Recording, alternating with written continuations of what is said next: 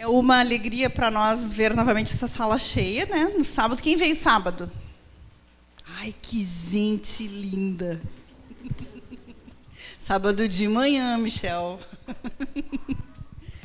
Então, eu queria apresentar para vocês esse nosso convidado de hoje, que é o professor Michel Mingotti Azara, professor adjunto do Departamento de Letras da Universidade Federal de Juiz de Fora, onde atua no Prof. Letras, mestrado profissional em Letras, e no programa de pós-graduação em Letras e Estudos Literários. Desenvolve pesquisas e ensino nas áreas de literatura e outras artes, literatura e cinema contemporâneo, literatura e artes plásticas, diáspora negra, negritude e pensamento antiliano contemporâneo. É também membro associado da Melange Carraíbe, Associação Cultural da Universidade das Antilhas, da Martinica. É uma alegria, Michel, assim, de verdade, tá, te ter aqui conosco, tão longe da tua terra. Eu conheci o Michel num evento no Paraná, no ano passado, né? Na UTF-PR, eu acho que foi, né? Um evento sobre diálogos poéticos. E espero que vocês gostem bastante do trabalho dele. Ele vai conversar conosco sobre ensino de literatura negra. Eu acho que temos muitas coisas assim para a gente aprender aqui com ele. Muitíssimo obrigada. Bom, boa noite. É uma alegria imensa, né, estar aqui hoje para falar de ensino, né, de literatura negra. Eu agradeço a professora Letícia pelo convite, né, e a todos os organizadores também das cirandas. Então, para já iniciar aqui a minha fala, e tenho algumas partes são um pouco mais teóricas, mas aí a gente vai dialogando e quem quiser também, de repente, intervir, né, durante a minha fala, fiquem à vontade, tá? Porque a gente pode ir fazendo uma conversa também. Então, eu sou professor também do mestrado profissional, e eu acho que isso é importante precisar, né, que é um programa de pós-graduação, o Prof. Letras, que a gente trabalha com formação de professores, né, que atuam na educação básica. E o meu projeto de pesquisa, eu até coloquei aqui 3 projetos de pesquisa em andamento, né? Um é intitulado Poéticas do Desabrigo, Circulações de Mundos no Contexto da Diáspora Negra. E eu vou falar bastante aqui sobre essa ideia de circulações de mundos e também da ideia de uma poética do desabrigo, ou dessas poéticas do desabrigo, que, ao meu ver, né, englobam grande parte dessa produção, né, da diáspora negra, enfim. Mas um outro projeto que eu tenho também, esse no Prof. Letras, que é intitulado A Negritude em Sala de Aula, o ensino de literatura negra em língua portuguesa. Então, vou trazer, né, alguns elementos desse projeto aqui para vocês, e, a meu ver, a grande questão, uma das questões, né, hoje, quando se fala em ensino de literatura negra, a meu ver, tem a ver com essa contextualização do que é a negritude. Eu acho isso importante, né? Então, vamos falar hoje aqui sobre negritude, né? Pensar um pouco no surgimento, quando surge esse conceito. E é interessante, né, que, para nós da literatura, ele surge justamente em um poema, né? Pela primeira vez na literatura, o termo negritude surge, que é no livro O Diário de um Retorno ao País Natal, de Aimé Césaire. Não sei se todos vocês aqui, né, conhecem o livro, mas é ali onde surge pela primeira vez o termo. Então, eu vou trazer um pouco, né, falar um pouco a respeito da etimologia, enfim, e discutir um pouco o termo negritude. Mas aqui eu trouxe um exemplo também dessa minha atuação no Prof. Letras, né, que é uma orientação, que é do trabalho do Najib Pereira da Rocha, que ele trabalha, que é intitulado Negreiro, Negrismo, Negritude, uma proposta de letramento literário e racial, a partir da análise das vozes poéticas no poema O Navio Negreiro, de Castro Alves, e na canção Boa Esperança, de Emicida, né? Então, esse diálogo é uma proposta. Então, ele é professor de educação básica, e ele vai aplicar essa proposta interventiva, né, do projeto dele em sala de aula. E ele vai discutir alguns conceitos, né? Por exemplo, negritude, negrismo. Eu vou falar um pouquinho sobre essa relação também, né, entre negritude e negrismo, a partir da imagem do navio negreiro, né? Enfim. Aqui, então, eu acho interessante pensar já em um conceito que, ao meu ver, é fundamental, que é a noção do Atlântico Negro, do Paul Gilroy, que eu vou falar um pouquinho sobre ele. Mas aqui esse quadro do artista Arjan Martins, né, em alguns momentos eu vou passar algumas imagens, eu não vou me deter muito, né, para a gente ir avançando aqui na conversa, então vou deixar mais aqui para a gente pensar um pouco esses conceitos. Mas a noção do Atlântico Negro, né, ela também é fundamental para pensarmos essa noção então de poéticas do desabrigo. É um livro do Paul Gilroy, né, intitulado O Atlântico Negro. Então, que ele tem, né, parte, né, da sociologia para pensar um pouco a modernidade a partir de conceitos como da diáspora negra e as narrativas de perda, exílio e viagens, né? Então, aqui a gente pode pensar que essa formação, o Atlântico Negro, na verdade, então seria uma formação transcultural e transnacional, e a gente vai entender isso também, a importância para compreendermos o conceito de negritude, que moldou e molda grande parte da produção estética e cultural que configurou o imaginário afrodiaspórico. Então, por exemplo, exílio, errância, migração, deslocamento, desterritorialização, o trânsito contínuo, o desabrigo, uma relação entre um aqui e o acolá, ela perpassa toda essa produção. E também são temas recorrentes, tanto das produções filosóficas e estéticas da diáspora negra. Então, a noção de Atlântico Negro, né, que favoreceu essa circulação de homens, objetos, símbolos, né, imaginários no Atlântico, é uma formação rizomórfica e fractal que se deu através dessas múltiplas trocas, né, inauguradas com essas grandes navegações e também com o tráfico negreiro, né, e o violento processo de colonização nas Américas. Aqui eu trouxe duas imagens, um memorial, que é um conjunto de esculturas que está na Martinica. A Martinica, não sei se, né, todos vocês, né, conhecem assim, ou conseguem localizar, que ela faz parte das Antilhas Francesas, ali no Caribe, né? E, de certa forma, ainda é uma colônia francesa, ainda hoje, né? Podemos dizer assim. Na verdade, o estatuto oficial é domínio ultramarinho francês, algo assim, que até mudou recentemente, mas, de certa forma, é como se fosse ainda uma colônia francesa. E da Martinica, para falar também brevemente, que o Aimé Césaire, então, esse poeta, né? Ele é um poeta da Martinica.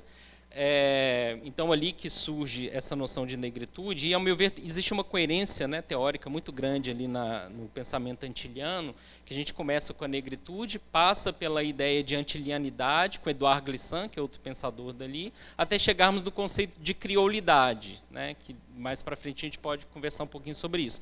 Mas nesse conjunto, então, de esculturas, né, que honrando as vítimas da escravatura e também as vítimas de um naufrágio ilegal de um navio de tráfico de escravizados que ocorreu em 1830. Então, aqui na Martinica é interessante que esse conjunto de esculturas está voltado para o oceano, né? E, ao mesmo tempo, eles têm a forma triangular, né? Fazendo menção, então, ao tráfico negreiro, né? Então, toda essa dimensão que está presente também, né, da noção de um Atlântico Negro.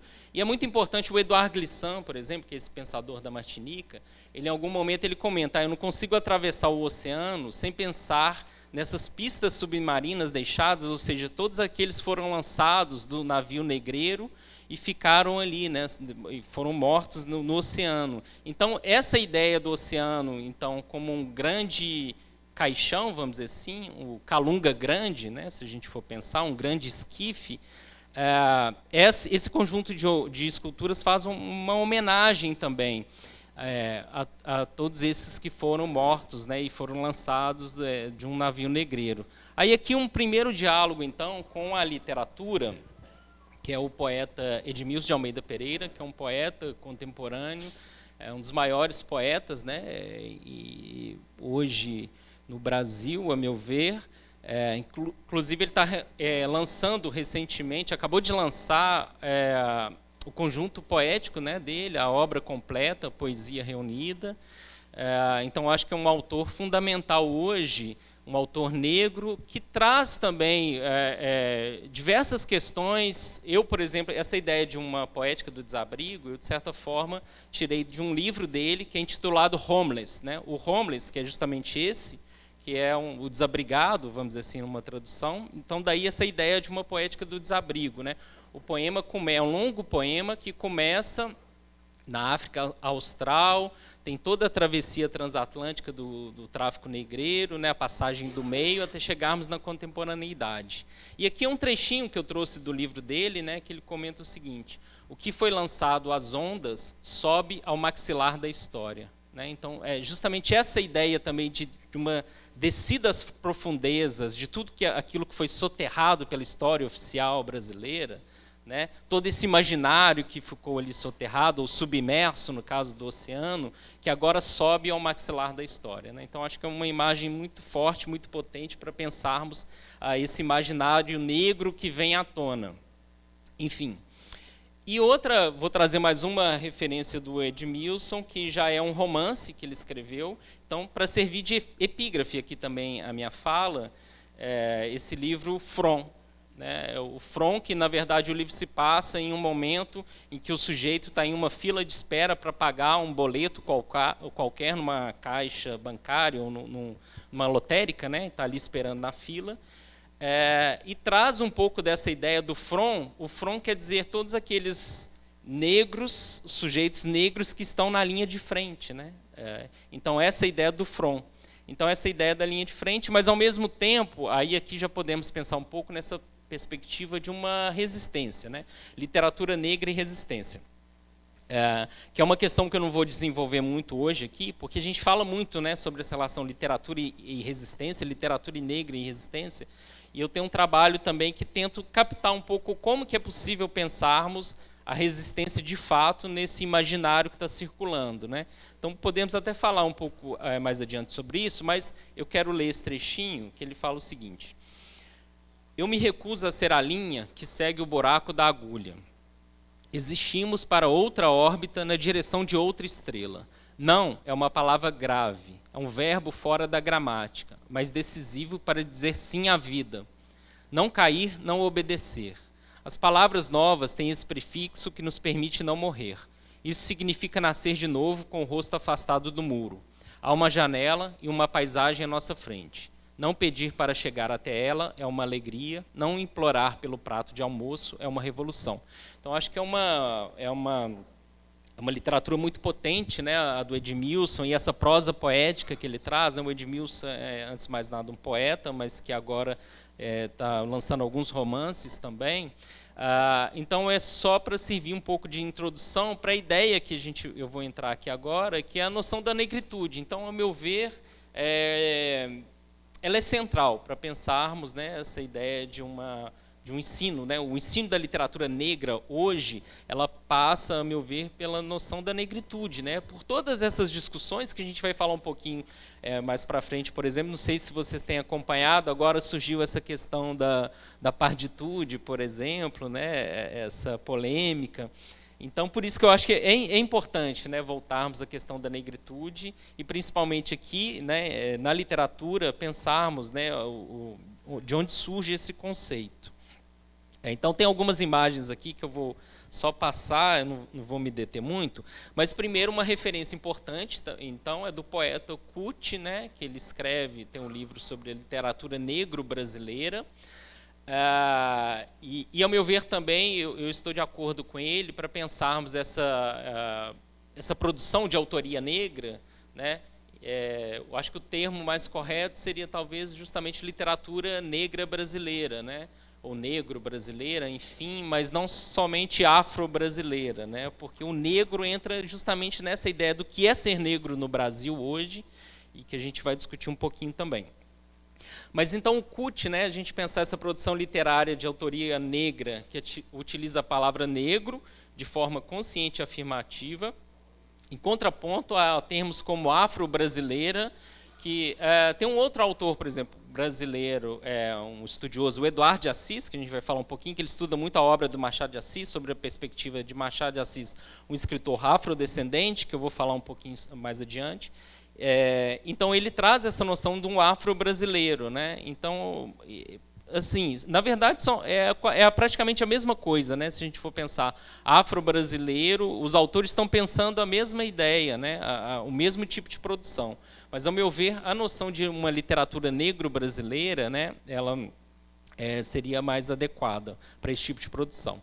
Então, a literatura negra, segundo Kut, deve ser uma expressão de identidade, resistência contra o racismo e um espaço para resgatar a ancestralidade africana e valorizar a cultura afro-brasileira, contada pelo ponto de vista do negro como sujeito de enunciação, né? Então, isso também é importante, porque o grande salto da negritude talvez seja essa subjetividade negra, né, esse sujeito negro que passa a ser sujeito de enunciação e não somente aquele que é falado, que é narrado, né, que é nomeado pelo outro. Então, nesse ser nomeado pelo outro, a gente tem, por exemplo, o negrismo, né? Assim, para resumir brevemente, o negrismo é quando o escritor, o branco europeu, está escrevendo sobre a cultura do negro colonizado, de forma geralmente, né, normalmente estereotipada, objetificando esse sujeito, animalizando esse sujeito. Então, aí nós temos o negrismo. Mas o negrismo é um pouco mais amplo, porque está nas artes plásticas, por exemplo, quando Picasso traz as máscaras africanas, é uma forma de negrismo. Tem na literatura brasileira, quando Jorge de Lima vai escrever, por exemplo, os Cadernos Negros, né? Então, ali a gente tem também os poemas negros, um negrismo, né? Assim, mesmo que seja para exaltar o negro, a cultura do negro, mas é um ponto de vista exterior, de fora. E a negritude ela vai inaugurar esse ponto de vista de dentro, né? Então, por isso que é importante essa ideia do ponto de vista do negro como sujeito de enunciação.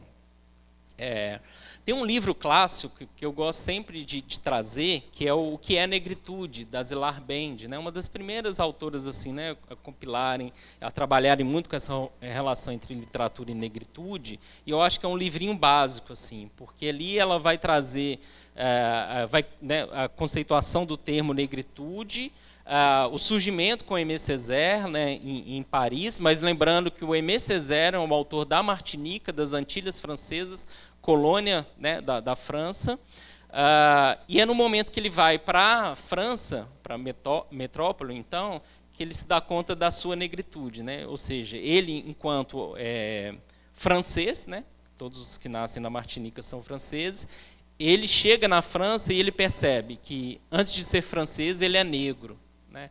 Então, daí que vem essa ideia, e daí que vem essa noção também de uma cisão que é fundamental para entendermos a negritude, porque nessa relação do sujeito em exílio, fora, né, do seu país natal, que ele se dá conta dessa negritude, né? Ou seja, através do contato, e desse contato, que a gente vai falar muito sobre isso hoje, que é o olhar do outro, né? O olhar do outro, é através do olhar do outro que ele percebe essa negritude. Mas aqui, então, a Zilar vai comentar o seguinte, né, trazendo Césaire, que a negritude seria uma revolução na linguagem e na literatura que permitiria reverter o sentido pejorativo da palavra negro para dele extrair um sentido positivo. Por quê? Então, vamos pensar um pouco no surgimento do termo em francês, né? Porque aqui, de onde vem justamente a negritude, negritude, né? Em francês, nègre, e depois negritude. E aqui a gente tem, então, talvez uma tradução mais próxima no português, talvez teria sido preto e pretitude. Porque nègre, em francês, é um termo pejorativo, né? Um termo mais pejorativo para se referir aos negros na França, né? Lembrando que em francês tem a palavra noir também, então esse nègre seria o termo mais pejorativo. Então, daí essa ideia de você reverter o sentido pejorativo dessa palavra, né? E por isso que talvez em português a tradução ideal teria sido preto. Vamos pensar que preto talvez seja uma palavra mais forte do que negro, apesar de que no Brasil isso confunde, né? Então, depende muito do contexto. Então, né, negro também, dependendo da forma como é utilizado, é muito pejorativa, né? Então, negro, preto, né, crioulo, mas aí, inclusive, o movimento negro hoje já resgatou essa ideia de uma pretitude, né? Existe toda uma discussão em torno disso. Mas a negritude, então, que foi traduzida, né? Negro, negritude no português. Lembrando que negro também vem do latim, né? Níger, e a gente for pensar no inglês, que tem nigger também, que é o termo mais pejorativo também, né, em inglês. Em inglês tem nigger, tem black. Mas, enfim, então é importante pensarmos que surge, né, nesse termo a ideia de subverter, reverter esse sentido pejorativo, né? Então, por isso que o preto, pretitude, negro, negritude. Aqui, por exemplo, a Zilá traz, lá do Aurélio, de 75, né, a definição de negritude. Primeiro, então, como estado ou condição das pessoas de raça negra, isso como aparece no dicionário, né? E depois, ideologia característica da fase de conscientização pelos povos negros africanos, da opressão colonialista, a qual busca reencontrar a subjetividade negra, observada objetivamente na fase pré-colonial e perdida pela dominação da cultura ocidental. Bom, são denominações do dicionário, né? Mas é interessante que, se a gente for ao dicionário também, e pensar negro, né, além de trazerem, né, que vem do latim, etc., é também um epiteto atribuído aos indígenas brasileiros, pelos primeiros colonizadores portugueses, né? Então, assim, estão, por exemplo, tem um trecho aqui, estão esses negros muito espantados de nossos ofícios divinos. Lembrando, então, que os indígenas também, eles eram conhecidos como os negros da terra. Então, olha só que interessante. Aí a gente percebe, né, que vai muito além de uma questão de cor de pele, né? É justamente um espaço de subalternidade criado, né, pelos europeus, pelo branco europeu, para subjugar o outro, né? Então, vai muito além da questão da cor da pele. É justamente esse espaço, então, tanto é que os indígenas eram vistos como os negros da terra. E por isso que não sei se vai dar para a gente falar aqui sobre isso hoje, mas quando a gente pensa, tem um autor camaronês, o Achille Mbembe, né, que tem um livro que é O Devir Negro do Mundo, né, um livro também muito importante. E qual que seria a lógica desse devir negro do mundo, né? Que ele fala, o que outrora somente os negros escravizados sofreram, hoje tem toda uma parcela da humanidade que está sendo subalternizada, que está passando pelas mesmas, ou estão vivendo nas mesmas condições que outrora os sujeitos escravizados viveram, ou seja, imigrantes, refugiados, né? Só, se a gente for pensar na situação de Gaza, por exemplo, né, ali nós vemos o que é essa noção do devir negro do mundo, os novos negros do mundo, vamos dizer assim, entre aspas, né, que são os palestinos, por exemplo, né, o que eles estão vivendo, esse genocídio, né, essa limpeza étnica que está ocorrendo lá em Gaza. Então, ou seja, um conceito provocador dele também, né, no sentido também de tentar desracializar, vamos dizer assim, a questão do negro, né, a palavra negro nesse contexto. Mas, enfim, também não vou entrar muito nisso aqui, eu quero vou voltar para a ideia da negritude.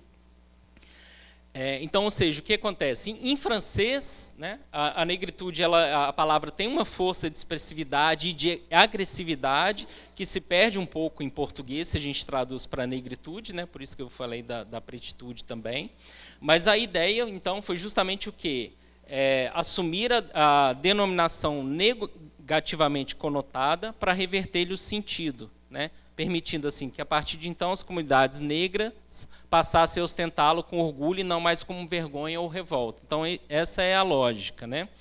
Aqui mais um trechinho então do Aimé Césaire, do poeta, que ele comenta o seguinte: se me perguntarem como eu concebo a negritude, eu direi que a negritude é, primeiramente, uma tomada de consciência concreta e não abstrata. É muito importante o que eu acabei de referir, isso é, a atmosfera na qual vivíamos, ou seja, a atmosfera de assimilação onde o negro tinha vergonha de si mesmo, né?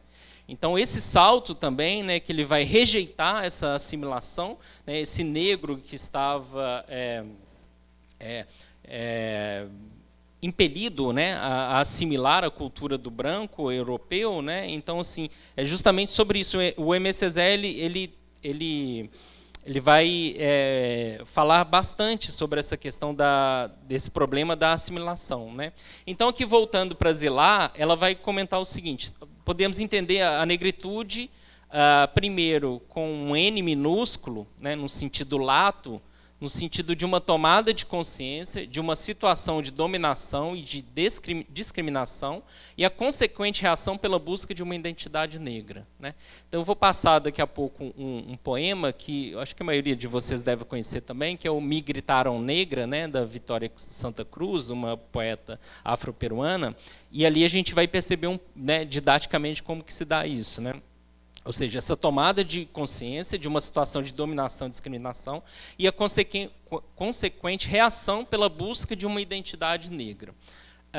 Então, podemos dizer que houve negritude desde que os primeiros escravos se rebelaram, os escravizados se rebelaram e deram início aos movimentos conhecidos por marronagem no Caribe, cimarronagem na América Hispânica. Inclusive é interessante, né, porque marronagem em francês, cimarronagem em espanhol, são expressões, né, palavras que estão se referindo mais ao ato de fuga, né, ou seja, que enquanto aqui no Brasil, né, nós utilizávamos o quilombo, né, para a gente pensar a ideia de resistência, né, tanto em espanhol quanto em francês, o termo recaía mais no ato de fuga, né, ou seja, um processo de aquilombamento, né, e que depois a gente vai também trazer o Beatriz Nascimento, o Abdias do Nascimento também, enfim.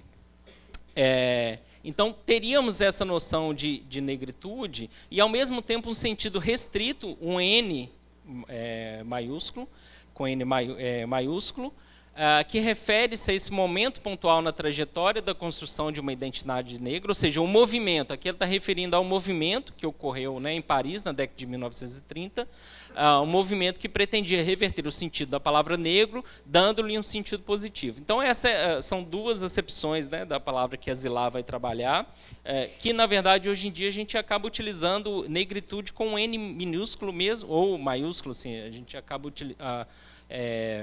utilizando os dois, mas que querem dizer mais ou menos a mesma coisa. Mas é interessante a tentativa dela de precisar. Uma coisa seria a negritude, um movimento político, cultural, estético, filosófico, que ocorreu em Paris na década de 1930, e depois a negritude com um sentido mais amplo, né, dessa busca de uma identidade negra. Então, aqui, eu não sei se todos vocês conhecem, né, esse poema da Vitória Santa Cruz, eu vou passar ele aqui para vocês. Então, né, como eu falei, ao meu ver, ele é bastante didático, para pensarmos um pouco essa configuração do que seria essa identidade negra.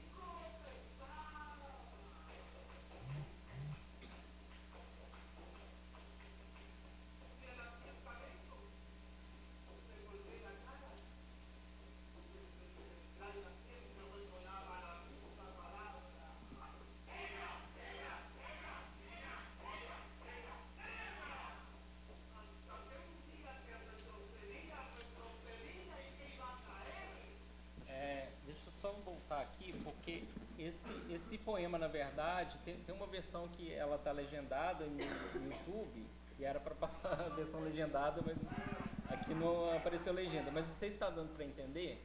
contexto, né, do poema? Tá, mas eu trouxe ele aqui também, depois eu vou falar um pouquinho. Mas então ela está nesse momento, né, que eu fui retrocedendo, quase caí, quando me chamaram negra, né? Então, daqui a pouco a gente volta no poema, né, só para...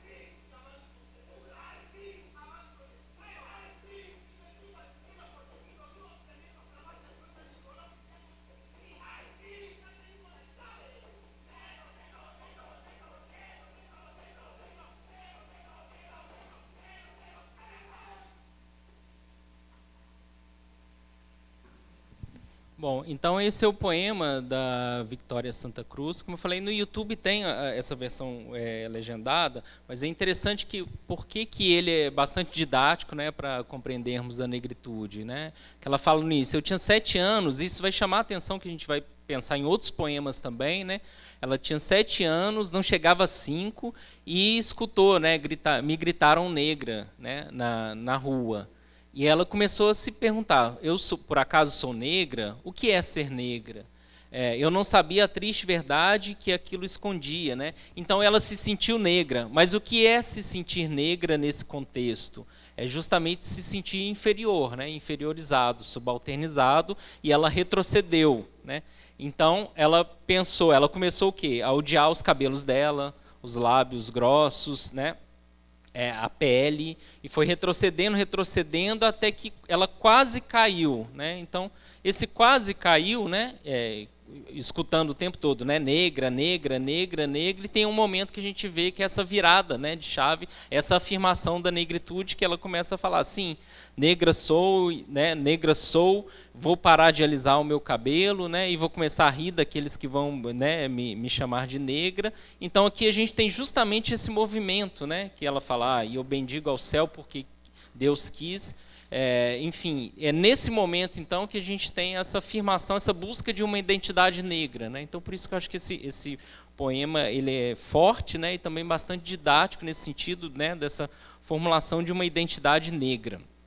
Então, para voltarmos aqui um pouco no surgimento desse termo negritude, né, que vai definir esse movimento poético, artístico, filosófico, né, que gira em torno das questões étnico-raciais, ele apareceu pela primeira vez em 1935, né, em um artigo que o Aimé Césaire escreveu, intitulado Consciência Racial e Revolução Social. E depois ele vai aparecer nesse poema, O Diário de um Retorno ao País Natal.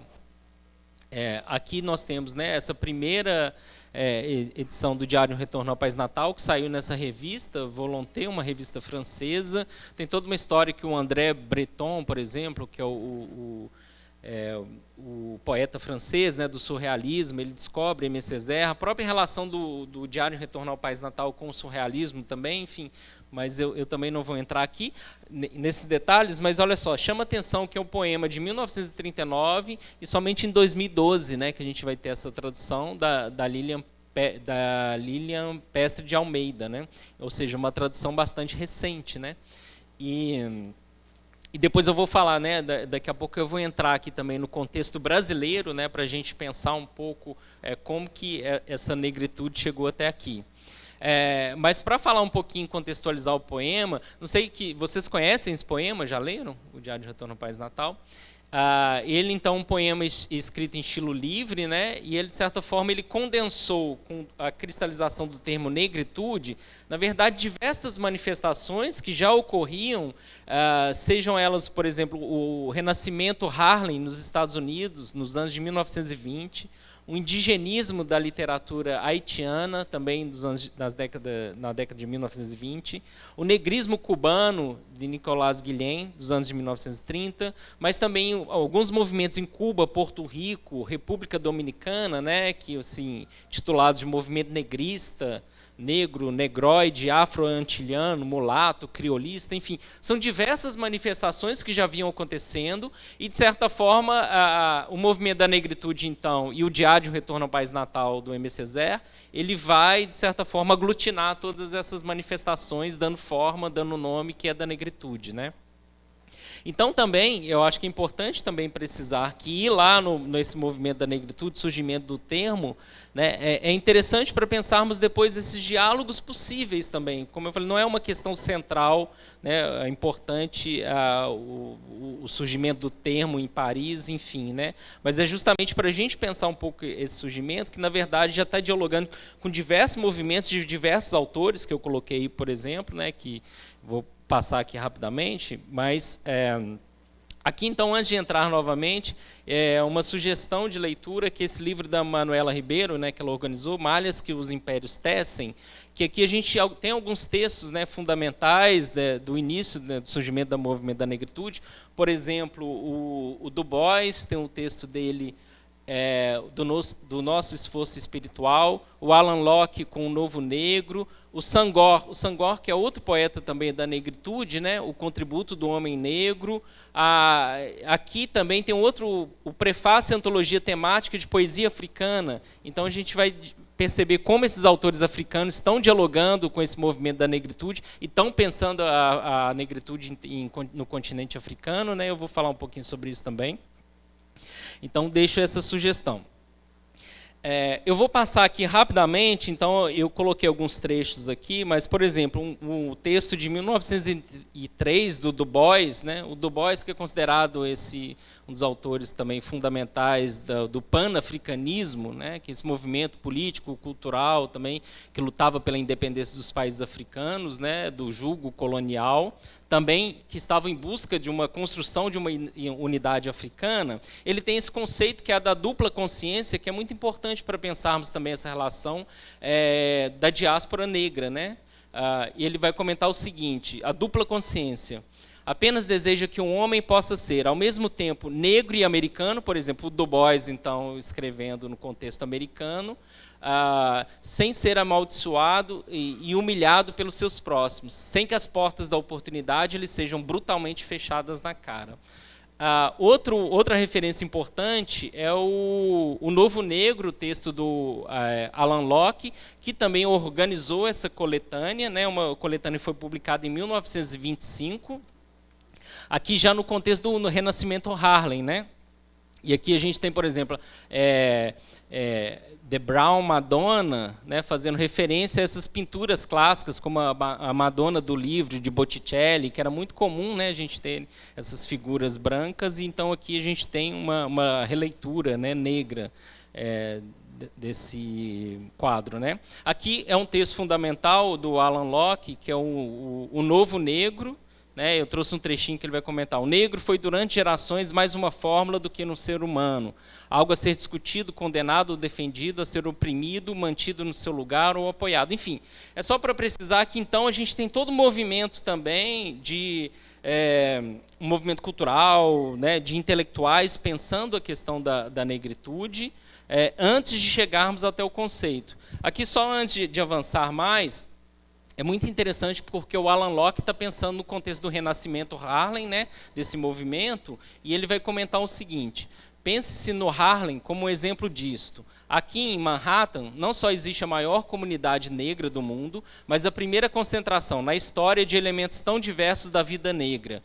O Harlem atraiu o africano, o caribenho, o americano negro, reuniu o negro do norte e do sul, o homem da cidade e da aldeia, o camponês, o estudante, o homem de negócio, o profissional. Então, ou seja, é ali no Harlem que a gente tem, né, essa efervescência tão grande, né, na música, na poesia surgindo, e que os autores da negritude vão estar dialogando diretamente também. Aqui um exemplo de um livro, que é o Claude McKay com Banjo, que conta a história também de um músico, enfim, do contexto aqui já em Marseille, na França, mas também pensando, né, nesse renascimento, nessa efervescência do renascimento Harlem.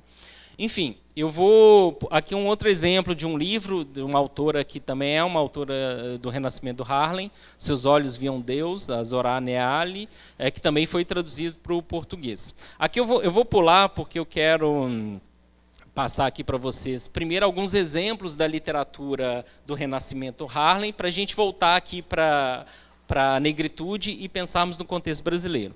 Aqui esse é o autor, Langston Hughes, né? Ele tem esse poema de 1926, que é Eu Também Sou América. Também canto América, sou seu brother. Quando chega alguém, eles me mandam comer na cozinha, mas eu rio, como bem e fico forte.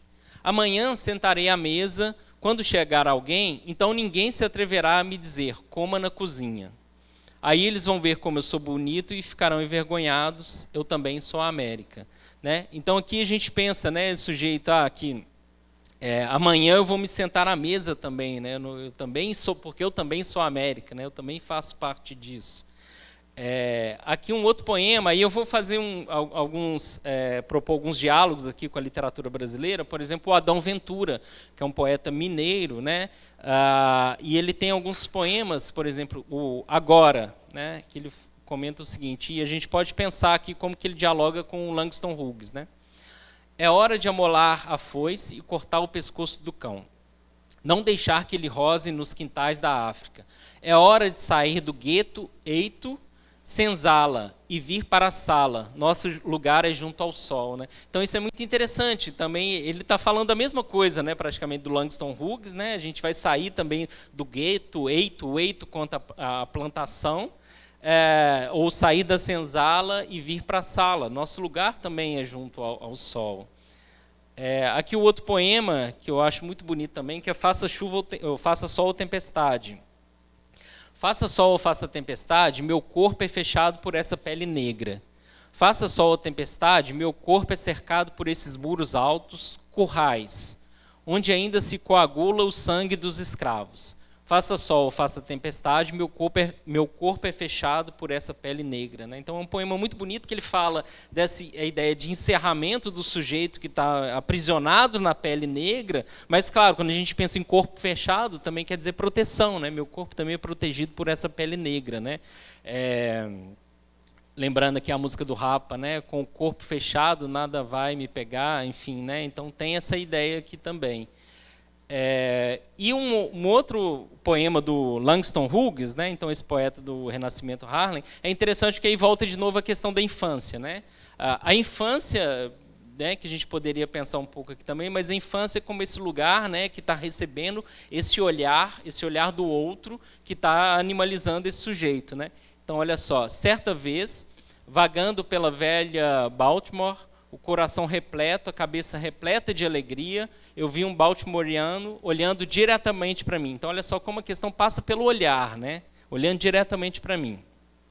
Eu tinha 8 anos e era bem pequeno. E ele não era nem um pouco maior, então eu sorri. Mas ele tirou a língua para fora e me chamou de crioulo.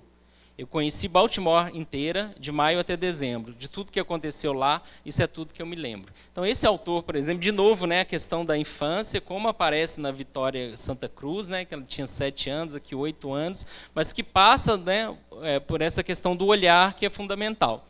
Bom, aí para avançar um pouco aqui, é claro que a gente sempre traz, né, a questão da importância da Lei 10.639, a Lei 11.645, enfim, eu vou pular aqui, mas para pensar um pouco aqui, para entrarmos no caso da literatura brasileira, não sei se vocês já ouviram falar nesse estudo, que é uma professora da UNB, que é a Regina Dal Castanher, que ela fez isso já há uns 6, 7 anos atrás, 8 anos atrás, um mapa, né, de um perfil do escritor brasileiro, que esse mapa está um pouco desatualizado, eu vou falar por quê, mas ela pegou assim, as grandes editoras que publicavam, né, que publicam no país, e fez um estudo, né, para pensar, por exemplo, chegar nessas estatísticas de que, por exemplo, 70% dos escritores são homens, 93,9% são brancos, 80% possuem ensino superior, são jornalistas, moram no eixo Rio-São Paulo, de idade média de 50 anos. Seria esse sujeito, né, o médio produtor dessa literatura. Aqui, em outro quadro, a gente observa que nos 258 livros estudados, à época, né, então lembrando que é um estudo um pouco mais antigo, apenas 3 protagonistas eram mulheres negras. 73,5% dos personagens negros são pobres e 20,4% são bandidos. A maioria dos personagens que não são homens ou brancos são coadjuvantes. Apenas 7,9% dos personagens são negros. Em 56,6% dos romances não existe sequer um personagem não branco. E aqui, né, de novo, então esse personagem médio, assim como o escritor, o personagem médio que é branco, de classe média alta, heterossexual, e os romances, né, acontecem no período pós-1985 e são narrativas, sobretudo narrativas urbanas, né, de autores morando nesses grandes centros urbanos, né, que é uma realidade que felizmente vem modificando hoje, né. Hoje em dia a gente tem uma produção muito grande, um boom de literatura negra, né, sendo produzida, de produção negra, que vai subvertendo um pouco essa lógica, mas foi importante, né, esse estudo que ela trouxe. Aqui, então, eu trouxe aqui, na verdade eu estou pulando aqui porque eu já percebo que já são 8h10 e eu coloquei 500 slides aqui, mas enfim, eu vou pular porque eu acho que eu quero chegar só mais para fazer esse diálogo com a literatura brasileira, depois se a gente tiver um tempinho, né, para dialogar também, eu posso trazer outras questões, mas primeiro, por exemplo, é importante precisarmos a questão da branquitude. Aí aqui já pensando um pouco, né, no ensino da literatura negra, eu não sei se vai dar tempo de falar, mas eu acho que quando a gente vai lá em Machado de Assis, né, pensar Machado de Assis, escritor afrodescendente, alguns contos como Pai contra Mãe, por exemplo, o caso da vara, mas principalmente o Pai contra Mãe, o que ele está apontando ali é a questão da branquitude, e que a gente vem discutindo hoje, mas Machado de Assis já estava lançando lá, né? O que seria essa noção da branquitude? Trazer aqui a fala da Cida Bento, né, que tem um livro sobre a branquitude, que ela vai comentar que as instituições públicas, privadas, da sociedade civil definem, regulamentam e transmitem um modo de funcionamento que torna homogêneo e uniforme não só processos, ferramentas, sistemas de valores, mas também o perfil de seus empregados e lideranças, majoritariamente masculino e branco. Pacto de cumplicidade não verbalizada entre pessoas brancas que visa manter seus privilégios. E claro, a gente tem que entender muito bem, né, qual que é a noção de branquitude, que obviamente não tá atacando pessoas brancas, mas é para compreender, né, como se dá esse lugar de privilégio que é mantido através de um pacto, que a Cida Bento vai falar do pacto da branquitude, que tem a ver também com a noção de lugar de fala, por exemplo, né? Ou seja, a negritude seria essa série de vantagens sociais, econômicas, materiais e simbólicas que as pessoas brancas têm em uma sociedade racista como a nossa, né? Mas assim, para avançar esse quadro, por exemplo, vocês já viram ele, né? Imagino que ele já circulou bastante. Lembrando que esse processo de branqueamento da população brasileira foi uma política oficial de Estado, né? Se o Brasil recebeu em torno de 4 milhões de africanos escravizados, o Brasil recebeu quase a mesma quantidade depois de brancos europeus, e um dos intuitos era justamente branquear a população brasileira. Através do processo de miscigenação, que era mal visto pelas teorias racialistas, a gente atingiu esse branqueamento da população. Então, esse quadro, por exemplo, que é a Redenção de Cã, do Modesto Brockes, de 95, ele mostra justamente isso, né? Aqui a gente percebe uma avó preta, né? A família que o pai e a mãe de pardos e uma criança branca. Então, ou seja, isso foi uma política oficial que a gente tem, por exemplo, em 1911 aconteceu o primeiro Congresso Universal das Raças, E o Jean-Baptiste Lacerda, que até então era o diretor do Museu do Rio de Janeiro, né, o Museu Nacional, ele apresentou uma fala, né, uma conferência que era sobre os mestiços no Brasil, né, e a ideia dele, aí ele levou esse quadro, e o quadro ele estava exemplificando, porque aqui ele fala, né, o negro passando ao branco na terceira geração pelo efeito do cruzamento das raças. Então ele estava defendendo essa ideia que o Brasil estava conseguindo branquear a população através da miscigenação. Aí aqui já é uma leitura mais contemporânea, né, que a gente da Mariana Oliveira, que já traz todos os personagens do quadro são negros. Aqui eu quero trazer um pouco essa noção do que é ser negro no Brasil, que eu acho importante pensarmos então, e por que hoje a maioria do Brasil, né, da população negra, né? Porque nós temos aqui nesse quadro, então ele vai mostrando desde 1991, mas em 2022, então a gente já tem 45,3% da população se autodeclara parda, enquanto 43,5% se autodeclara branca e 10,2% se autodeclara preta. Então nós temos aqui uma maioria parda, né? Então pensando aqui, olha só, quando pensamos em preto e pardo, nós estamos falando em cor da pele, né? Daqueles que se autodeclaram pretos, se autodeclaram pardos, se autodeclaram brancos. E o que a gente tem? Essa junção dessas duas categorias, né, de pardo e preto, vai ser a população negra brasileira, né? Que é uma questão ainda, né, que rende diversas polêmicas. Se der tempo a gente vai falar, por exemplo, da polêmica da parditude, por exemplo, mas que é interessante porque, né, tá mostrando um pouco esse conflito, né, que ocorre aí. Mas lembrando que isso não é uma questão de IBGE, né? O IBGE não vai fazer... no IBGE não existe negro, por exemplo. O IBGE é só aqueles que se autodeclaram pretos e pardos, ou seja, é só cor da pele, né? Essa categoria negro ela vai surgir justamente numa lei de 2010, né? Na época era também o governo Lula, que é o Estatuto da Igualdade Racial. E o Estatuto da Igualdade Racial, o que ele vai dizer?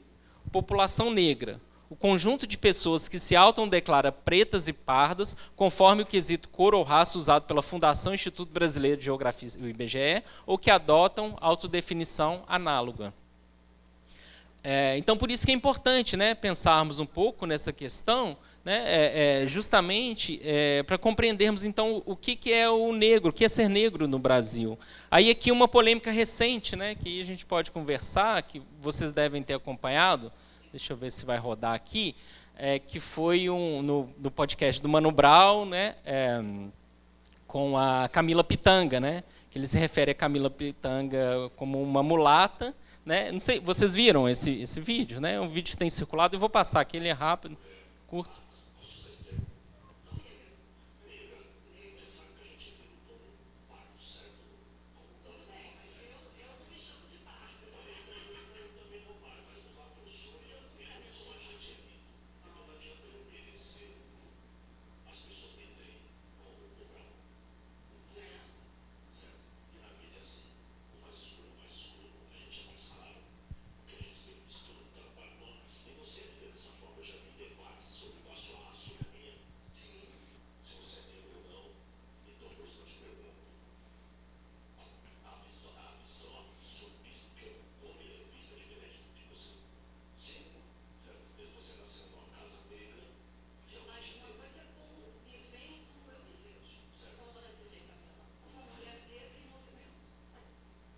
Então isso é interessante, né? E inclusive essa questão do Brown, porque ao meu ver, por exemplo, quando a gente vai lá nos Racionais MCs, eles já estão falando da negritude e colocando a negritude como o preto, o pobre, o pardo, o negro, está girando, mas ele está falando da negritude, né?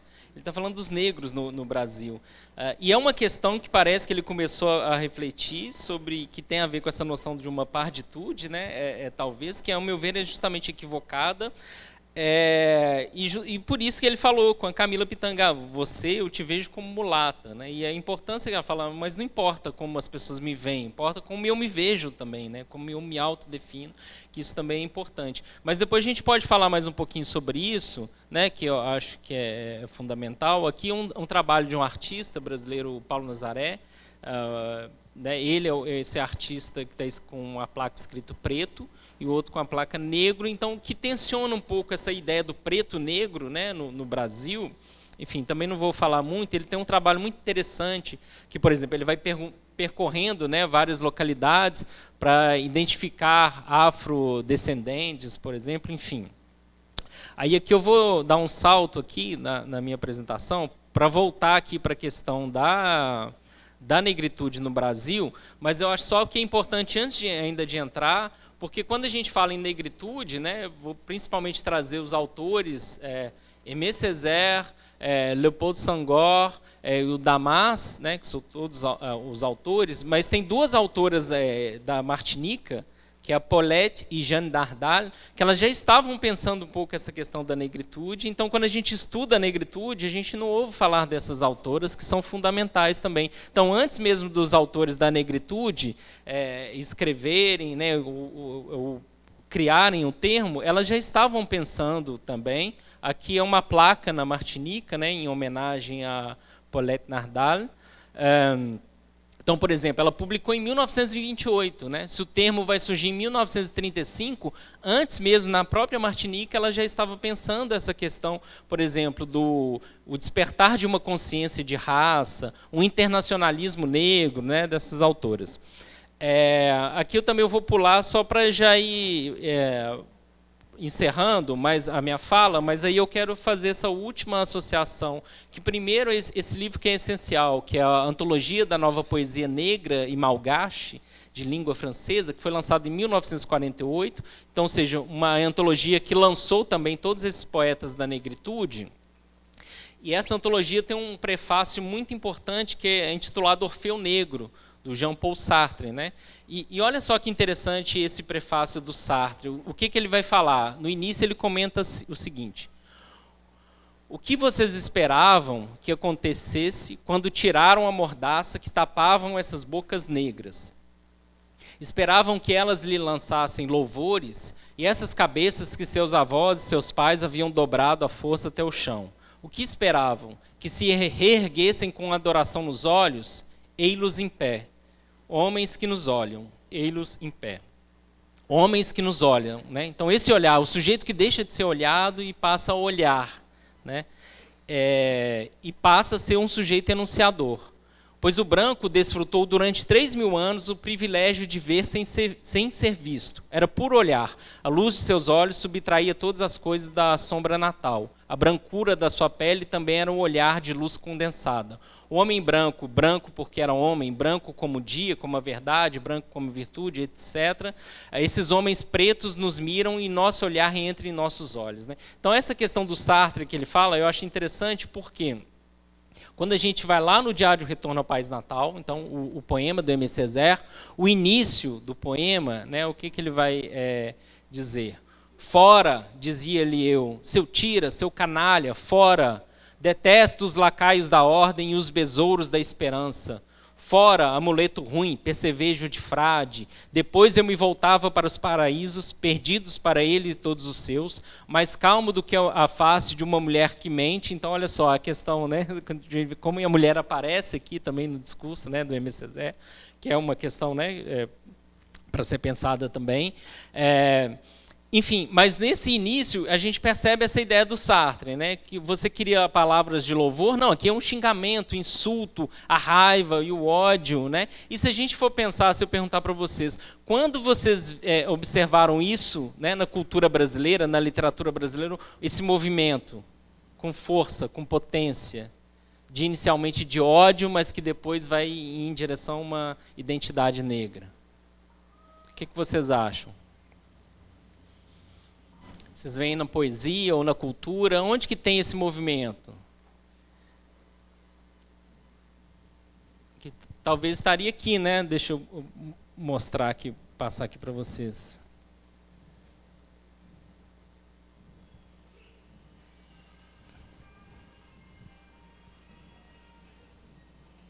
Justamente, né, com os Racionais MCs, né? Porque olha só, esse vídeo, por exemplo, né, que foi um prêmio que eles receberam na MTV, né, em 98, né, salvo engano. se a gente for perceber, né, como que começa o poema, a canção, né?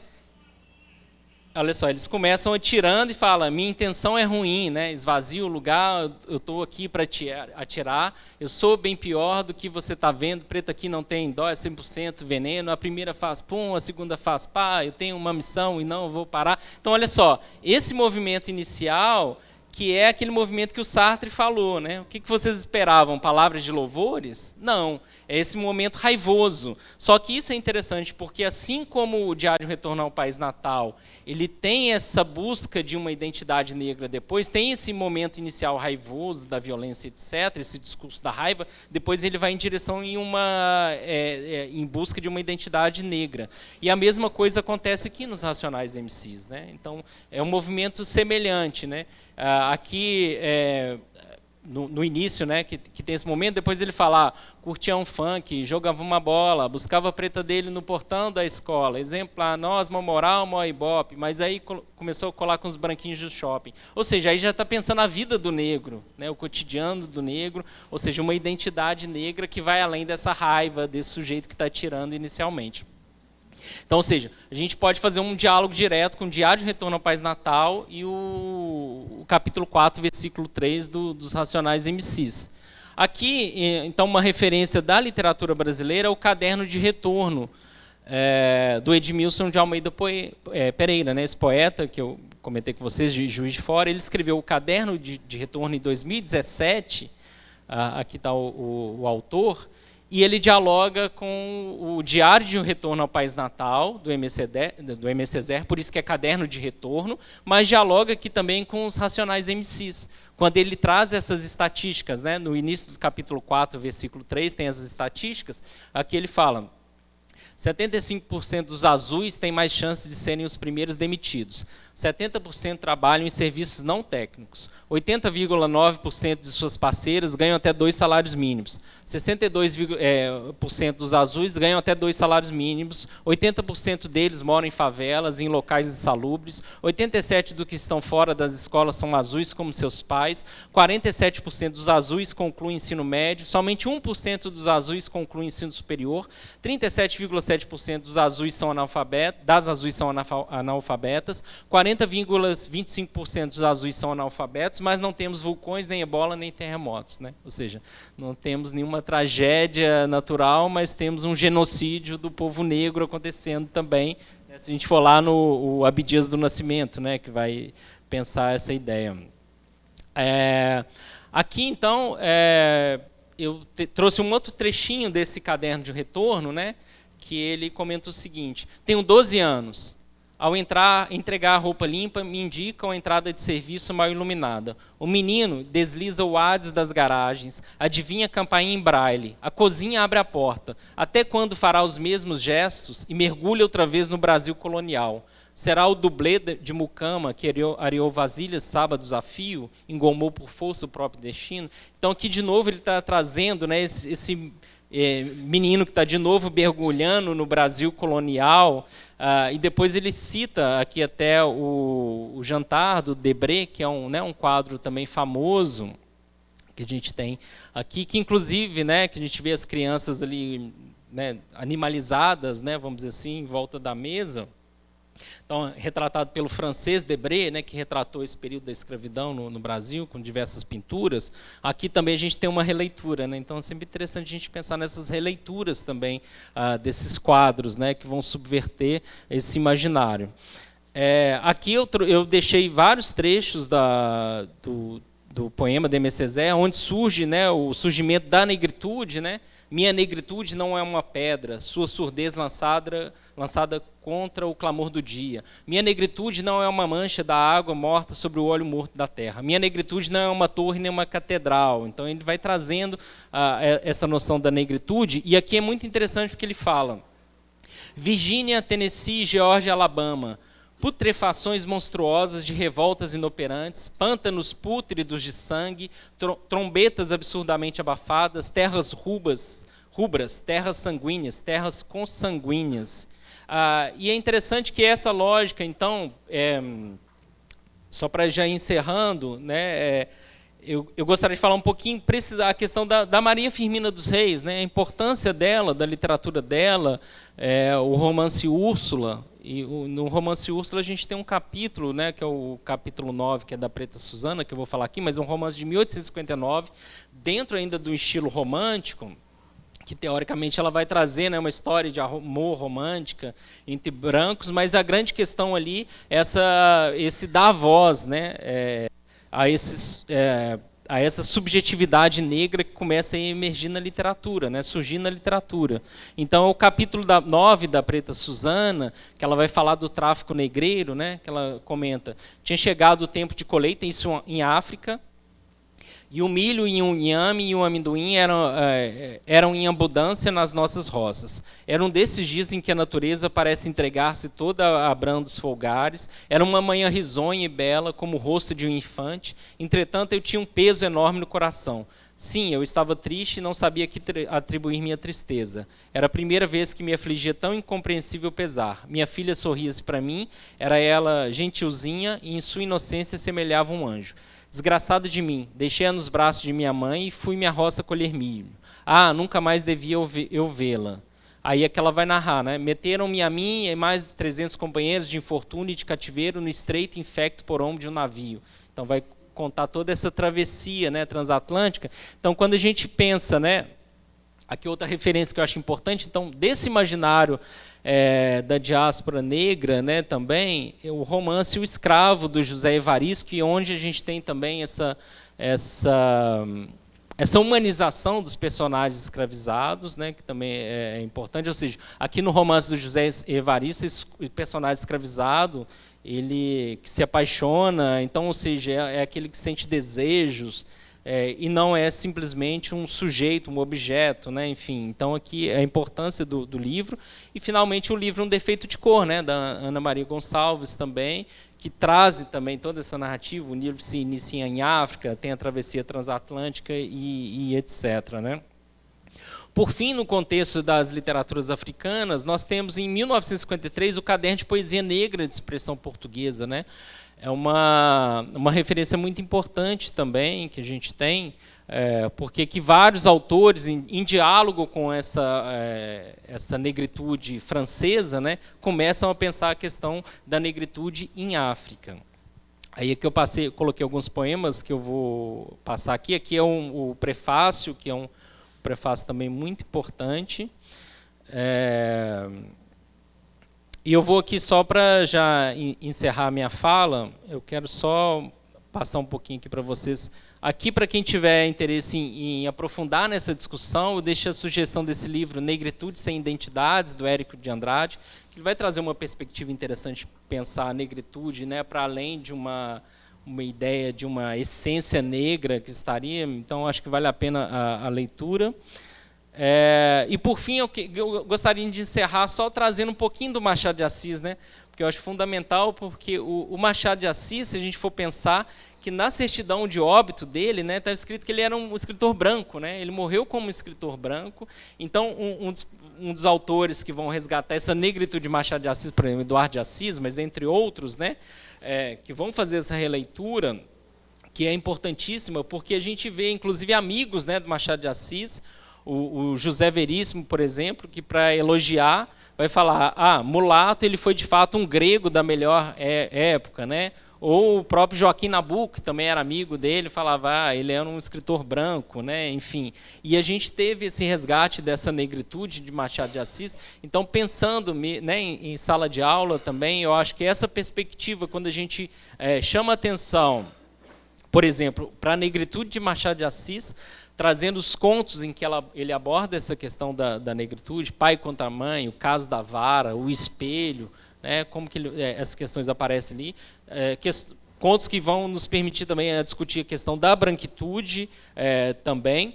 Então, essa perspectiva, né, que vai nos possibilitar também de pensarmos um um letramento racial, além do letramento literário, também uma educação antirracista, né? Então passa por esse ponto de vista, né, do professor, essa perspectiva que o professor vai adotar.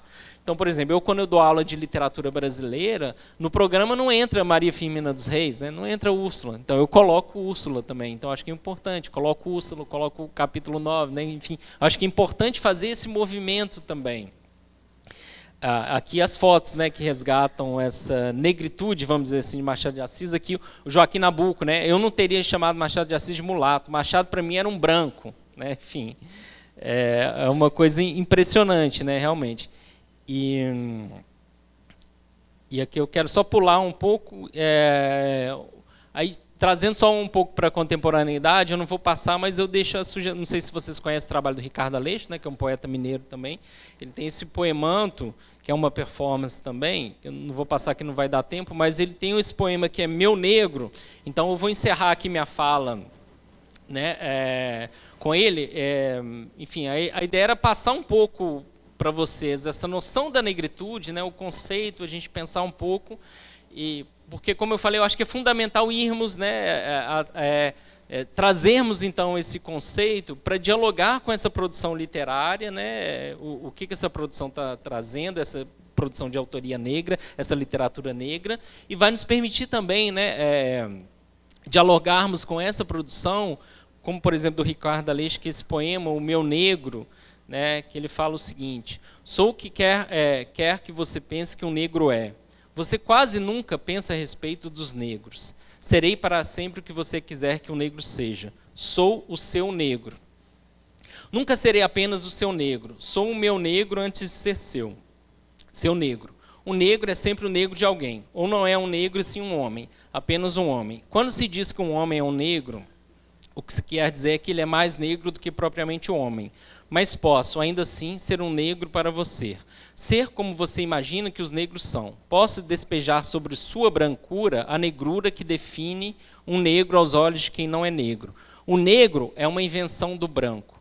Supondo-se que aos brancos coube o papel de inventar tudo que existe de bom no mundo e que sou bom, eu fui inventado pelos brancos, que me temem mais que aos outros brancos, que me temem e ao mesmo tempo desejam o meu corpo proibido, que me escalpelariam pelo amor sem futuro que nutrem a minha negrura. Eu não nasci negro, não sou negro todos os momentos do dia. Sou negro apenas quando querem que eu seja negro. Nos momentos em que não sou só negro, sou alguém tão sem rumo quanto mais sem rumo dos brancos. Eu não sou apenas o que você pensa que eu sou. Então é isso. Obrigado e fico...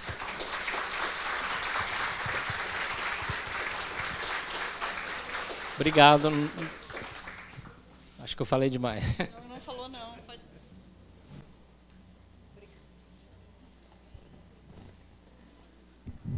Obrigada, Michel. Muitíssimo obrigada, né? Eu acho que a gente tem muito para conversar e muito para agradecer, assim, da tua fala, de tantas questões que tu nos trouxeste, né? Ontem eu falava com a Aline no final de semana. Eu estava estudando com o meu filho geografia, 7º ano, tá? E aí a gente foi procurar umas atividades de geografia em materiais assim, PDF na internet, uns exercícios, né? E aí tinha um material de uma escola de Canoas, que é uma cidade muito próxima ali de Porto Alegre, que dizia assim: diferencie a imigração africana da imigração alemã no Brasil. Diferencie a imigração africana da imigração alemã no Brasil. Um material do ano passado, assim, numa escola particular da região metropolitana de Porto Alegre. Ela fala sobre tudo isso que tu falaste, como a imigração africana no Brasil. Então, a gente acha sempre assim que é um tema que já está bastante discutido, mas nunca é, né? Nunca é. Então, eu queria abrir para perguntas, pessoal. Quem quer fazer um comentário, uma pergunta, levanta a mão. Para a gente extrapolar mais o tema, né? Quem gostaria?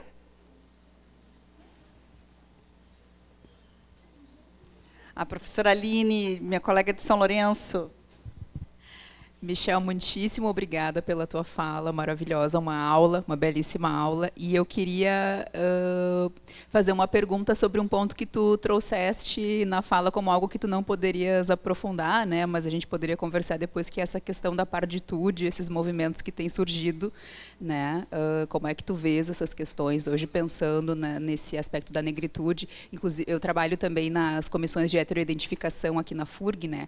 A nossa formação agora, nesse semestre, vai se chamar Pardos em Disputa, as condicionalidades para o acesso às políticas de ações afirmativas. Então, a gente também está discutindo essas questões. A Letícia e eu trabalhamos também na escola com o projeto Linguagens e Expressões Negras na Escola, né? E a gente fez uma atividade bem interessante mostrando fotos, né? Não sei se comentaste, Letícia, fotos de pessoas negras com vários tons de pele, né? A partir daquela exposição da Pantone de fotografias, e é muito interessante ver como é que isso está no imaginário das pessoas, assim, né? Mesmo alunos que são negros, que não se veem como negros, mas aí tem essa questão negra, né, de identidade negra, e ao mesmo tempo o IBGE com essas categorias preto e pardo, né? E aí, já que tu tocaste nesse ponto na apresentação, eu gostaria de te ouvir sobre isso. Obrigada. Sim, obrigado. Antes eu gostaria de comentar essa questão da imigração, né, que a Letícia trouxe. O Eduardo Glissant, né, que é esse pensador da Martinica, ele vai comentar aqui, tem uma fala dele na Poética da Relação, que é um livro dele, e ele vai comentar que se a gente pudesse dizer que é um migrante, seria um migrante nu, né, esse sujeito africano que aqui chega, porque chega literalmente nu, né, sem nada, sem família, sem, né, roupa, sem língua, sem, né, ele chega totalmente desnudo nesse sentido, né? Então ele vai chamar do migrante nu, enquanto o europeu chega com a família, né, com o subsídio do governo e etc. e tal. E antes ainda de entrar na sua questão, deixei aqui o Pai contra a Mãe, né, para quem não conhece esse conto do Machado de Assis. E aqui eu acho interessante porque quando a gente vê os personagens principais, né, Clara e Cândido Neves, né? Ou seja, é totalmente a branquitude, né? Porque o Cândido é de grande alvura, muito branco, além, né, de pureza, inocência, etc. E a Clara, né? Enfim, é Clara. E aqui a Arminda, né, que é a mulher escravizada, né? Enfim, eu não vou contar aqui o contexto, mas que né, enfim, no final acontece um aborto, enfim, mas o significado do nome, né, que é mulher do exército, aqui possui armas, né? Então é interessante quando Machado de Assis ele vai nas sutilezas, né? Então acho que fazer essa leitura também de Machado de Assis atento a esses pequenos detalhes, como ele faz em Pai contra a Mãe também, né, para a gente pensar essa educação antirracista. Então a questão da partitude é interessante porque aí começou a surgir uma polêmica, mas é uma polêmica quase mais de redes sociais, né, que vão ocupando os espaços. E, ao meu ver, é um termo equivocado, né, essa ideia da partitude, ou seja, de tentar também, de novo, seccionar, separar, né, essa luta, que foi uma luta de muito tempo, né, do movimento negro, por exemplo, né, de incluir essa categoria do pardo, né, enquanto negros também. Porque antes a gente tinha, né, a política de cotas para pretos, mas se você faz uma política de cotas para pretos, você vai pegar 9%, 10% da população. E tem aqui esse grande contingente de são pardos, né, que também tem essas tendências a sofrerem racismo, discriminação. Agora, claro, a gente tem a questão do colorismo, né, também, que é importante, então a gente tem esse espectro também que, né, quanto mais o sujeito for de cor escura, mais tendência ele vai, né, ter a sofrer discriminação, preconceito e etc. Então a gente tem, de certa forma, essa paleta que tem também, de fato, uma zona cinzenta, né? Que eu, por exemplo, me coloco nela, porque eu me vejo enquanto um sujeito negro, me afirmo enquanto negro, mas eu, por exemplo, já fui reprovado em processo de heteroidentificação, né? E só que aí, assim, o meu ponto de vista é o quê? A gente pensa em cor da pele. Eu sou pardo, minha cor da pele, né, de pardo. Sendo pardo, eu sou negro. A lógica deveria ser essa, porque é isso que está no Estatuto da Igualdade Racial, né? A questão do pardos e negros. Aí o que a gente tem em algumas bancas, por exemplo? Eu vejo muito isso na USP ou em outras também. Aqueles que apresentam traços fenotípicos de pessoas negras. Mas o que é isso também? Pessoas negras africanas, sabe? Então isso é bem confuso, assim. É claro, ao mesmo tempo você vê umas pessoas, né, pardo que você olha, mas você não é negro. Então, o que é ser negro? Isso que, né, aí vem essa discussão. Então, a gente pensa em cor da pele, pardo e preto, e pensa nessas categorias. Claro, e a gente não tem que pensar também, né, na ancestralidade, nas ascendências e etc., né, da pessoa. E por isso que é importante a questão da Camila Pitanga, né, que eu passei ali, que ela se autoafirma, falando, eu sou uma pessoa negra, ela não fala, eu sou uma pessoa preta, porque não é preta, ela é parda. Mas sendo parda, ela é negra. E no caso dela, ela tem o caso do pai dela, que é preto, né? Tem toda a questão da família também, né? Então, assim, a gente tem esses negros da pele mais clara, né? Que é o pardo da pele clara e etc. Mas eu concordo que é uma questão também ali, por isso que essa questão das parditudes surgiu com força no discurso hoje, porque é uma zona cinzenta que acaba incomodando também, né? Eu acho que tem alguns casos, sim, que a gente pode pensar em fraude até e etc., e outros não. Por exemplo, eu falo no meu caso porque eu acho que sim, eu morando em São Paulo, num bairro de classe média alta, eu já senti olhares diferentes de seguranças andando, da forma que eu me visto. É diferente se eu for num shopping de um chinelo e bermuda, com o meu cabelo e uma camiseta, né, e vão olhar para mim de outra forma, mesmo eu tendo a pele um pouco mais clara. Né? Então, claro, não é só isso, né? São várias questões que giram em torno disso, mas é só para responder essa pergunta. Eu acho que é uma questão equivocada, e eu acho que a autora, por exemplo, que é a Beatriz Bueno, que traz essa questão, que agora está discutindo, que é uma mestranda que está fazendo um trabalho pensando essas questões, que, como eu falei, eu acho importante porque existe essa zona cinzenta que a gente não sabe como compreendê-la, mas pelo que eu vejo do que ela cita de referência, ela vai lá em Casa Grande Senzala para falar sobre essa questão, sabe? Assim, né? Então vamos falar de democracia racial, ela não chega a falar nisso, mas, né, ela vai citar, né, vai lá em Casa Grande Senzala. Então acho que isso é bem complexo, né, bem perigoso, e eu vejo muito isso, agora eu vou ficar nesse conceito e vou defender até o fim, porque é o conceito que eu criei e o que eu tenho é isso, né? E eu acho que a questão é mais além, mas eu concordo que é isso, né? Existe uma zona complexa, cinzenta, né, para a gente pensar. Por isso que eu acho que é importante. Primeiro a gente tem que ir lá na lei, tem que ir no Estatuto da Igualdade Racial, tem que entender como isso funciona. E essa educação antirracista, também, ao meu ver, passa por esse entendimento, né? A gente pensar o que é ser negro no Brasil, vamos na literatura, vamos na cultura, vamos nos racionais, para a gente pensar um pouco a respeito disso, né? Obrigada, Michel. Alguém mais gostaria? Aqui, o Pedro.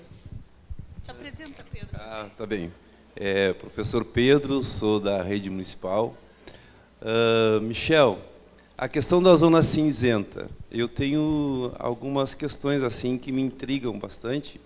Por exemplo, essa zona cinzenta foi criada de uma forma, digamos assim, interna, dos pardos, querendo se desconectar da negritude plena, ou estrategicamente não foi uma ação, digamos, não está sendo, por exemplo, uma ação dos brancos querendo enfraquecer, entendeu, o universo da negritude.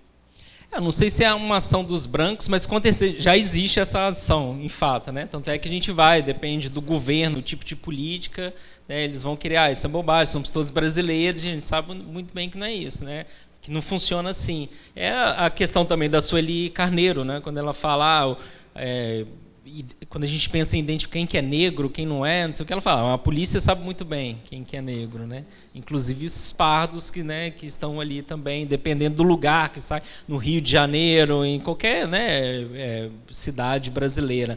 Mas eu acho que, eu não sei se então é somente esse movimento da branquitude que está presente nisso, mas de que eu posso dizer, que atrai, de certa forma, os pardos, né, que ficam também, né, sem entender, e cada vez mais existe essa tentativa de nomear, então as pessoas isso começa a circular. Então, olha só, a gente está falando aqui, a meu ver, nem era para a gente pode, claro, falar, acho importante o debate sempre, Mas eu acho que é uma coisa assim que vira o que não era para ser, sabe? Só que eu percebo, por exemplo, o próprio Mano Brown, que ele parece que, de certa forma, vê com bons olhos a questão de chamar a Camila Pitanga de mulata, e ele se autoafirma como mulato.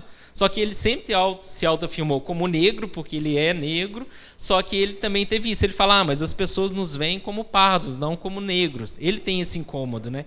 Que se a gente for, sei lá, né, um pensamento mais de direita, por exemplo, eles vão questionar justamente, Mano Brown não é negro, ele é pardo, vários outros são pardos, né? Então, o que é ser negro? O que é ser negro, né? Então, por isso que eu acho que talvez essa incursão na literatura, na cultura e no próprio conceito da negritude, né, nos auxilia a pensar isso também, né? Mas, como eu falei, eu acho que é totalmente equivocado, né, essa noção da parditude, que está justamente só fissurando ali, né, uma questão, né, uma luta que já vem de muito tempo, né, uma reivindicação antiga do movimento negro, que já estava percebendo, né, a questão como funciona. Então, claro, é interessante a gente pensar isso no Brasil, porque eu, por exemplo, eu já fui para Martinica, então eu chegava na Martinica e, obviamente, eles vão olhar para mim e falar, você não é negro nunca, você não é negro, né? Então, assim, mas na Martinica também eles têm uma forma, né, de entender isso. Eu olhando para eles, eu via eles, todos são negros, né? A Martinica é uma ilha negra. Claro, tem a parte branca, né, que estão nos grandes postos, etc., né, e tal. Mas eu olhava para eles, são todos negros, mas eles não se viam assim, porque tem um negro africano, por exemplo, que também sofre certo preconceito com relação ao sujeito da Martinica, que eu não conseguia observar essa diferença, né? Então, assim, então por isso que eu achei importante pensar o que é ser negro no Brasil. Eu acho que é isso. E a gente não vai conseguir resolver isso, porque, de certa forma, por conta dessa zona cinzenta e dessas diversas apropriações que vão ocorrendo, como agora está acontecendo com a noção da parditude, né? Então, assim, é uma questão que é importante para o debate, mas acaba virando uma coisa. Eu vou defender, outros autores vão defender, teorizar sobre parditude, que é uma grande besteira, assim, embora seja importante a discussão, né? Não o conceito em si. Alguém mais gostaria de fazer alguma pergunta para o Michel? Obrigada, boa noite. Boa noite. Meu nome é Sandra Lee, sou estudante de letras aqui na FURG e muito obrigada pela aula, agradecidíssima. Mas a questão do pardo, né? Por exemplo, na minha certidão de nascimento, eu fui registrada como parda. Eu sou filha de branco com negra, minha mãe negra, meu pai branco. Mas o que acontece num outro evento, que eu acho que assim não seria uma zona cinza, mas um ponto cego. Porque nós temos a questão dos indígenas que se diluem nos pardos. Muitos indígenas, então, assim, muitos indígenas, né, que não são reconhecidos como indígenas, não se reconhecem como indígena, estão diluídos na categoria parda, né? E aí eu vou para uma coisa que eu sempre comento isso, porque é uma coisa muito particular, minha, extremamente minha, com questão às cotas. Tu me dissesse que fosse reprovado. E eu já tive várias pessoas, amigas reprovadas, perderam o concurso. Tá? E são pessoas de família negra, de vivência negra, de religião de matriz africana, e são reprovados. E aí eu vou lá no discurso de Aimé Césaire, em Miami, onde ele diz que a negritude não é uma questão apenas biológica. Ela passa por uma outra coisa. Então, voltando ao meu caso específico, eu te digo que eu nunca me inscrevi em nada por cotas, nem pretendo. Por quê?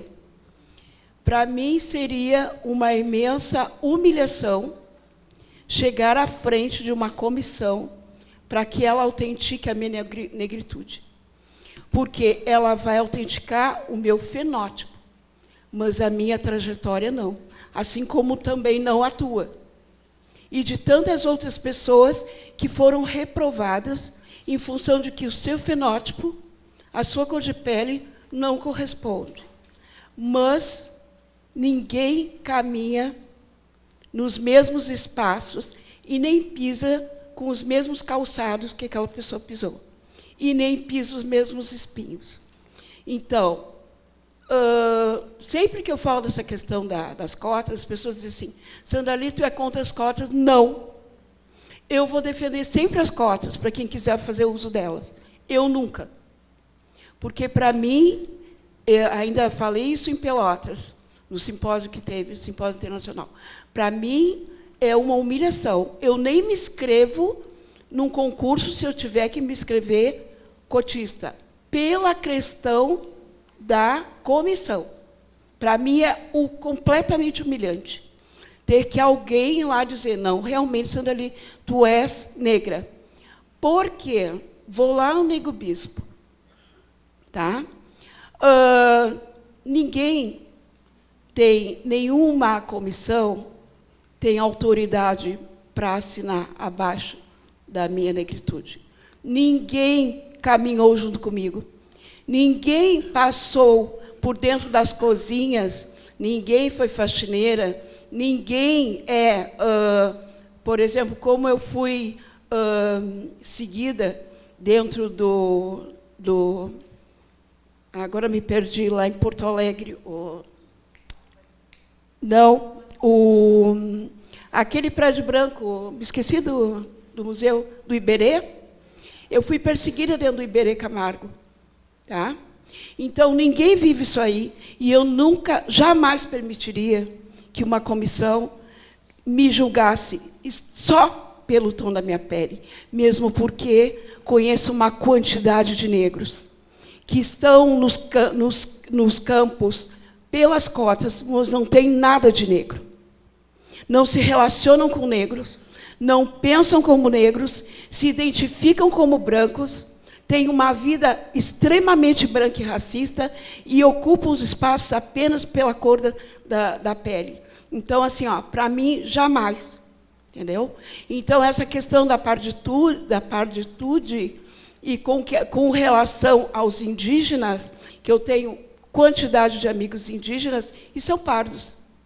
E tu chega nas escolas, as crianças dizem assim, professora, a mãe me disse que a minha avó era indígena, e eles estão lá diluídos nos pardos. Entendeu? Então, a questão do pardo é um ponto cego dentro da sociedade, é um ponto cego nas questões de heteroidentificação e é um ponto cego na classificação do IBGE. Ela é extremamente falha. Né? É só sobre isso. Obrigado. Eu concordo com você, né? Essa questão do ponto cego. E eu fico pensando aqui nos indígenas, claro, mas tem também, né, a categoria dos indígenas, né, no IBGE. Só que acaba ficando diluída realmente de fato, né, na categoria pardo. Mas, por exemplo, inclusive porque a Lei 10.639 ela é complementada pela 11.000, isso, que vai trazer a questão dos indígenas também, né? Então, acho por isso que é um trabalho importante. Claro, a gente não pode esquecer da questão indígena aí. Mas isso que você trouxe, então, desse ponto cego, eu concordo. É uma questão que eu confesso que eu fiquei assim, foi um único concurso que eu concorri como negro. E eu ficava, né, oscilando nessa dúvida, assim, e para mim eu confesso que foi, de certa forma, humilhante ter sido reprovado, porque era um professor preto que estava na banca, e assim, foi uma coisa absurda, né, porque teoricamente eu não tinha que falar nada, eu não tinha que defender a minha negritude, que não estava em questão. Era só para ficar lá, ser filmado, e ele já perguntou para mim, por que você está entrando aqui como negro? E aí eu não lembro, assim, a pergunta me deixou desconcertante, porque não era para ser como foi para Camila Pitanga, por exemplo, que ela fala, porque eu me considero negra e é isso, não importa, aí é outro ponto de vista, né, dela dizer, não importa o que os outros vão pensar, então ela poderia bancar essa presença dela, né, mas eu também concordo com você que é uma questão muito incômoda, e é um absurdo pensar. Então, traços fenotípicos, né, das pessoas, né, que vão aproximar ou mais, e como você bem comentou, pessoas que às vezes não vivem a negritude, né? E eu tenho uma questão, por exemplo, na minha família, porque eu sou dessa família que sempre quis a branquitude, vamos dizer assim. Por exemplo, minha mãe tem a pele mais clara, o IBGE chega lá em casa e ela fala, aqui nós somos brancos. E foi ali também que eu comecei a me dar conta. Eu falei, mãe, mas eu sou branco?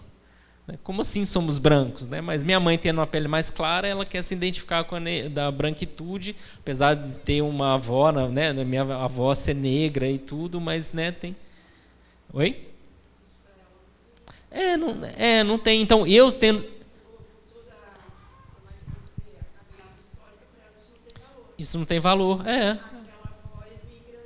Isso. Mas e eu vivenciando aquilo, né, eu me dei conta, e por isso, nesse momento que eu fui prestar o concurso, não, eu vou sim entrar aqui, né? Então, mas enfim, concordo com você e é uma postura muito bonita e, né, e muito forte também essa, de não se deixar, né? Enfim. Mas obrigado.